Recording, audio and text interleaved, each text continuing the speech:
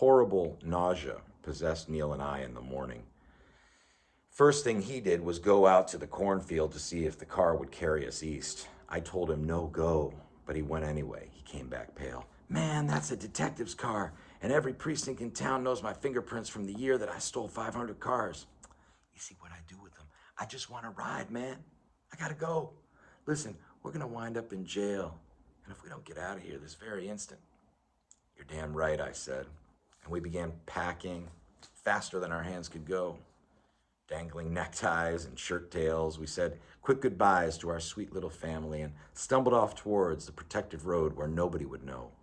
Little Nancy was crying to see us, or me, or whatever it was, go, and Johnny was courteous, and I kissed her and apologized. He sure is a crazy one, she said. He reminds me of my husband that run away, just exactly the same guy. I sure hope my Mickey don't grow up like that. They all do now. Mickey was her son, the one in delinquent school. Tell him not to steal Coca-Cola cases, I said.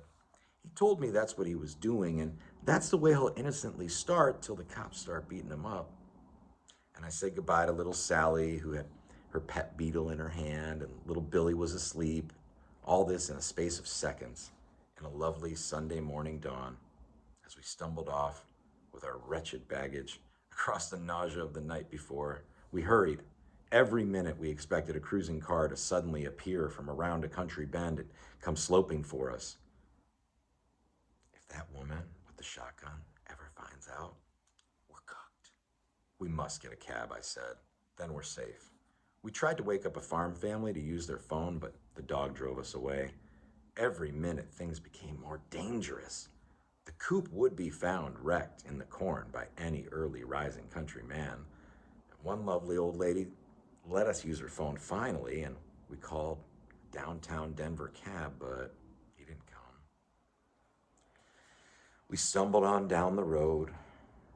Early morning traffic began, every car looking like a cruiser. Then we suddenly saw the cruiser coming, and I knew it was the end of my life, as I had known it, and that it was entering a new and horrible stage of jails and iron sorrows, such as Egyptian kings must know in the drowsy afternoon when the fight is up in the reeds of the mires. But the cruiser was our taxi, and from that moment, we flew east and had to. At the travel bureau, there was a tremendous offer for someone to drive a 47 Cadillac limousine to Chicago. The owner had been driving up from Mexico with his family and got tired and put them all on a train. All he wanted was identification and for the car to get there.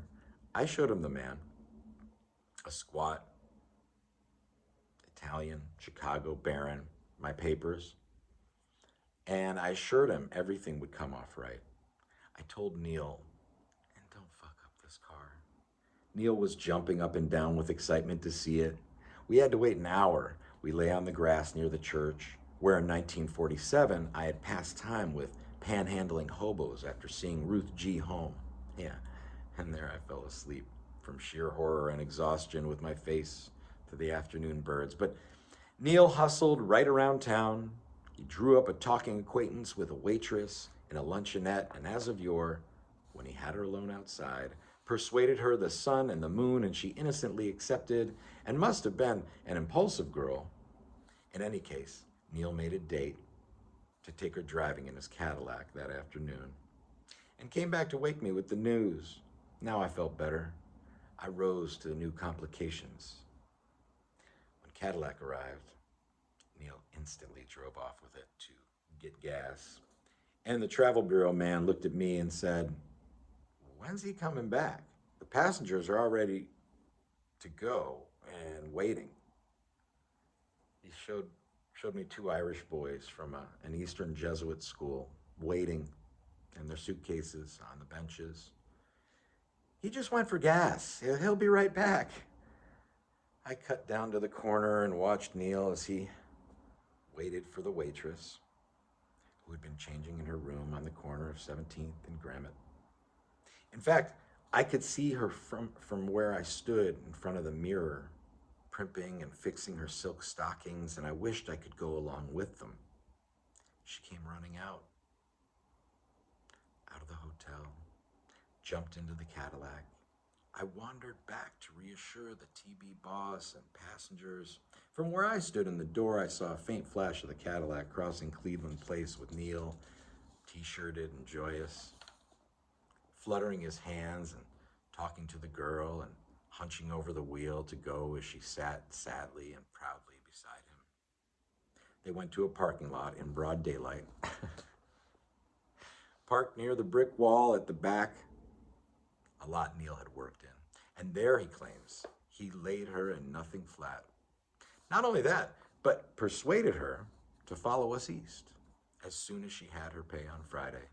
Come by bus and meet us at John Holmes' apartment on Lex Avenue, New York. She agreed to come. Her name was Beverly. 30 minutes more, and Neal roared back, deposited the girl at her hotel with kisses, farewells, promises, and zoomed right up to the TB to pick up the crew. Well, it's about time, said the Broadway Sam TB boss. I thought you'd gone off with the Cadillac. It's my responsibility, I said. Don't worry. And I said that because Neal was in such obvious frenzy, everybody could guess his madness and complete uncare. Neal became businesslike and coughing and assisted the Jesuit boys with their baggage. They were hardly seated. And I had hardly waved goodbye to Denver before he was off. The big motor thrumming with immense bird-like power. Not 2 miles out of Denver, the speedometer broke because Neal was pushing it well over 110 miles an hour. Well, no speedometer. I won't know how fast I'm going. I'll just ball that jack to Chicago and tell by time. It didn't seem we were even going 70, but all the cars flew from us like dead flies on the straightaway highway leading up to Greeley. Reason why we're going northeast is because, Jack, we must absolutely visit Ed Hull's ranch in Sterling. You gotta meet him, see his ranch. And this boat cuts so fast, we can make it without any time and trouble and get to Chicago long before the man's train. Okay, I was for it. It began to rain, but Neal never slackened. It was a beautiful big limousine, the last of the old style limousines, black, with a big, elongated, square body, white wall tires, and probably bulletproof windows. The Jesuit boys, St. Bonaventura, they sat in the back, gleeful, glad to be underway. And they had no idea how fast we were going. They tried to talk, but Neal said nothing and took off his t-shirt and just drove the rest of the way, bare-chested. Oh, that Beverly is a sweet, gone little gal. She's going to join me in New York, and we're going to get married as soon as I can get divorce papers from Carolyn. Everything's jumping back, Jack, and we're off. Yes! The faster we left Denver, the better I felt, and we were doing it fast. It grew dark. When we turned off the highway at Junction and hit a dirt road that took us across the dismal East Colorado plains to Ed Hull's ranch in the middle of Coyote nowhere. But it was still raining and the mud was slippery, and Neal slowed to 70. I told him to slow even more or we'd slide. And he said, "Don't worry, man, you know me." "Not this time," I said. "You're really going much too fast." And just as I said that, we hit a complete left turn in the highway, and Neal socked the wheel over to make it, but the big car skidded in the greasy mud and wobbled hugely. "Look out," yelled Neal, who didn't give a damn and wrestled with his angel a moment. And the worst that happened, we ended up back ass in the ditch with the front out on the road. A great stillness went over everything. We heard the whining wind. We were suddenly in the middle of a wild prairie. There was a farmhouse a quarter of a mile up the road. I couldn't stop swearing. I was so mad and disgusted with Neal. He said nothing and went off to the farmhouse in the rain with a coat to see for help. "Is he your brother?" the boys asked in the back seat. "He's a devil with the car, isn't he? And according to his story, he must be with the women." He's mad, I said, and yes, he's my brother. I saw Neal coming back with the farmer and his big tractor, and yeah, they hooked chains on, and the farmer hauled us out of the ditch. The car was muddy brown, a whole fender was cracked. With the speedometer already broken, it was only the beginning. The farmer charged us $5. His daughters watched in the rain. The prettiest, shyest one hid far back in the field to watch. And she had good reason because she was absolutely and finally the most beautiful girl Neal and I ever saw in our lives. She was about 16 and had a plains complexion like wild roses and the bluest eyes and the most lovely hair and the modesty and quickness of a wild antelope. Every look from us and she flinched.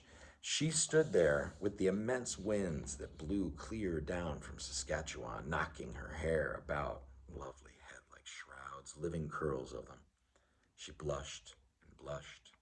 We finished our business with the farmer, took one last look at the prairie rose, and drove off, slower now, till dark came, and Neal said Edel's ranch was dead ahead. Oh, a girl like that scares me, I said. I'd give up everything and throw myself at her mercy. And if she didn't want me, I'd just as simply go and throw myself off the edge of the world. The Jesuit boys giggled. They were full of corny quips and Eastern college talk and had nothing, positively nothing on their bird brains, except for a lot of Aquinas for stuffing their pupper. Neal and I paid absolutely no attention to them. As we crossed the muddy plains, he told stories about his cowboy days. He showed us the stretch of road where he spent an entire morning riding and where he'd done fence mending as soon as we'd hit Ull's property, which was immense, and where old Ull, Ed's father, used to come clattering on the rangeland grass, chasing a heifer and howling, "Get 'em in! Get 'em in, goddammit!" He sounded as mad as Kells Enos's pathetic father. He had to have a new car every 6 months, said Neal. He just didn't care. When a stray got away from us, he'd drive right after it, as far as the nearest water hole, and then get out and run after it on foot. Counted every cent he ever made and put it in a pot. A mad old rancher. I'll show you some of his old wrecks near the bunkhouse. This is where I came on probation after my last hitch in the joint. This is where I lived when I wrote those letters you saw to Hal Chase. We turned off the road. We wound a path through the winter pasture. A great mournful group of white-faced cows suddenly milled across our headlights. There they are, Ull's cows. We'll never be able to get through them. We'll have to get up and whoop them up. But we didn't have to do that. And only inched along through them sometimes, gently bumping them as they milled and mooed like a sea of car doors. Beyond, we saw the lonely lights of Ed Ull's ranch house. Around these lonely lights stretched hundreds and hundreds of miles of plains with nothing on them but 20 or so ranch houses like this. The kind of utter darkness that falls on a prairie like that. It's inconceivable to an Easterner. There were no stars, no moon, no light whatsoever, except the light of Mrs. Ull's kitchen.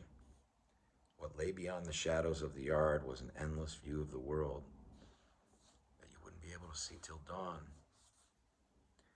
After knocking on the door and calling out in the dark for Ed Ull, who was milking cows in the barn, I took a short, careful walk into the darkness, about 20 feet and no more. Meseems I heard coyotes. Ull said what I heard was probably one of his father's wild horses whinnying in the distance. Ed Ull was about our age, tall, rangy, spiked teeth, laconic. Neal had made a great story in the car about how he used to bang Ed's wife before he married her. He and Neal used to stand around on Curtis Street corners and whistle at girls, and now he took us graciously into his gloomy brown unused parlor and fished around till he found dull lamps and lit them and said to Neal, "What in the hell happened to your thumb?" "I socked Lou Ann and it got infected so much they had to amputate the end of it." Well, what the hell did you go and do that for? I could see he used to be Neal's older brother. He shook his head. The milk pail was still at his feet. You always been a crack-brained son of a bitch anyhow. Meanwhile, his young wife prepared a magnificent spread in the big ranch kitchen. She apologized for the peach ice cream. It ain't nothing but cream and peaches froze up together. Of course, it was the only real ice cream I ever had in my whole life. She started sparsely and ended up abundantly. As we ate, new things appeared on the table. She was a well-built blonde. But like all women who live in the wide spaces, she complained a little of the boredom. She enumerated the radio programs she usually listened to at this time of night. Et al. Just sat staring at his hands. Neal ate voraciously. He wanted me to go along with him in the fiction that I owned the Cadillac and that I was a very rich man and Neal was my friend and chauffeur. It made no impression on et al. Every time the stock made sounds in the barn, he raised his head to listen. Well, I hope you boys make it to New York. Far from believing that tale about my owning the Cadillac, he was convinced Neal had stolen it. We stayed at the ranch about an hour. Et al. Had lost his faith in Neal, just like Jack Daly. He only looked at him warily when he looked. There were riotous days in the past when they had stumbled around the streets of Laramie, Wyoming, arm in arm, when the haying was over. And this was dead and gone. Neal hopped in his chair convulsively. Well, yes, and now I think we better be cutting along because we gotta be in Chicago by tomorrow night, and we've already wasted several hours. The college boys thanked all graciously, and we were off again. I turned to watch the kitchen light recede in the sea of the night. Then I learned and leaned ahead.